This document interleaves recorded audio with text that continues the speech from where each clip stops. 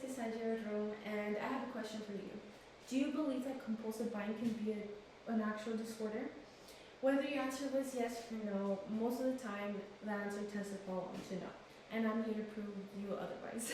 So, due to there being a lot of stereotypes in the community about retail therapy and about people not being able to control themselves during retail, there is an unserious note. They don't take them seriously, which is not the best because this is a real disorder that people have to face, and I'm here to tell you the reality of it.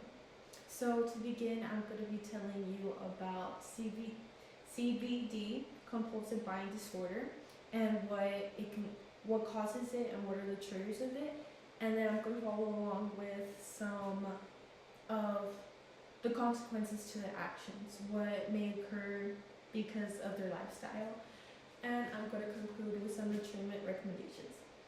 So sorry, excuse me. To begin, said by John Dicey in Alan Carr's Easy Way, he says that a lot of the things that trigger or arise this disorder is their struggles, such as depression, anxiety, or stress. To be more specific, when having anxiety or depression, you have a higher, like when you're shopping, people tend to have dopamine in their system, and it relieves them of any stress or worry, which makes it addictive and makes you want to keep coming back and back. And when purchasing items, it does the same feel. So it's not only the shopping, but it's also the buying part. To continue on, the next one would be your upbringings. Depending on how you grew up, like if you had no money growing up and now you do, you're going to want to make up for lost time, and one way to do that through is by purchasing the things that you never could. Also correlating with that same thing is control issues. Control issues, if you didn't have a lot of control in your life, and maybe now you do, or maybe still now you don't, you do have control in what you buy and what you don't buy. And most of the time people are going to take the opportunity to buy because it's their decision and they can. Another reason being is, as I said, when you're shopping, you get a sense of dopamine. A lot of people don't have stress and worries, but they are addicted to that feeling that some drugs may give you, but people, instead of drugs, they do it in obsessive shopping. So yes, and some of the consequences to this disorder come to be in stranger relationships with others and with yourself.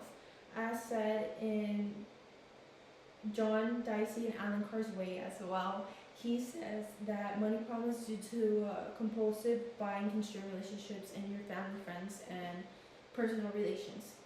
And I think that is very true, because when you're buying and you know you're not supposed to, you feel shame and guilt, which makes you not want to tell those around you. And if those around you want to help you and you're lying to them, that lying is not good, and it only takes away trust and faith in yourself and those around you.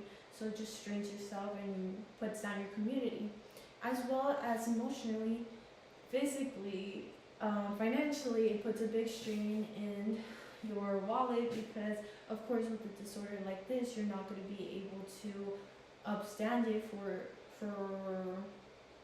forever.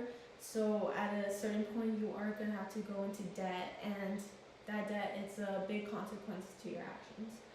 However, everything has a solution, and to conclude, some of the treatments that people and professionals prescribe are cognitive behavioral therapy. It is said by Psychology Today that the most promising treatment is group psychotherapy, which often uses elements of cognitive behavioral therapy, which is basically the group version of one-on-one therapy sessions with a therapist or a psychological professional. Instead of it being one-on-one, it is to in a group setting, so you can hear everybody's stories and know that you're not alone. If that doesn't work, you can also do one-on-one therapy sessions. This is all more therapeutical and psychological because there is no cure per se for this disorder, which is why it is recommended to do therapy instead. There is medication for the anxiety and stress part to like the side effects, but the big picture of the disorder is mostly covered by therapy and talking it out step by step.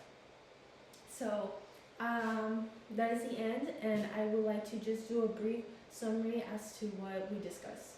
So to begin with, compulsive buying disorder is a disorder where you compulsively buy things and you have no restraint on yourself. Unfortunately, you do not, and some of the consequences to this may be a strain on you and your personal relationships and a strain on your economical and financial stability. Some things that may cause this are your stress, your anxiety, your worries, or your upbringings that you had no control in, and now it is resurfacing.